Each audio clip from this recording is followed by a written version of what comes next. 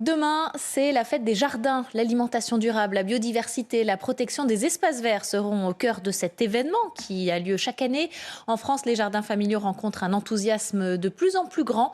Direction par exemple Ris-Orangis en région parisienne où un havre de paix végétale se cache en pleine zone urbaine. C'est un reportage d'Anaïs Girard. Des jardins potagers au pied des immeubles. À Ris-Orangis, 7 hectares de verdure sont consacrés aux habitants. Voilà. Christian nous emmène dans son jardin. Donc là, nous allons entrer dans une parcelle. Fleurs, légumes, fruits. Chez lui, tout est cultivé. On a un petit peu de persil frisé, un petit peu de thym. Christian et les autres jardiniers ont une seule règle, aucun pesticide.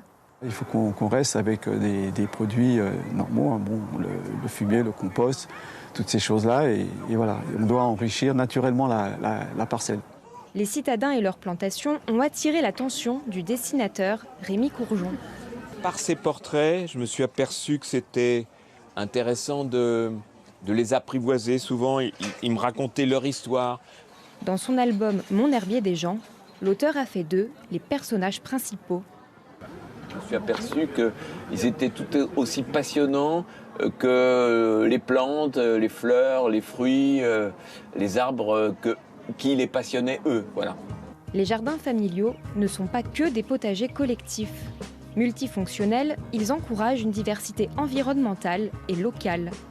Issus de toutes les origines, les citadins cultivent et aménagent leurs parcelles à leur image.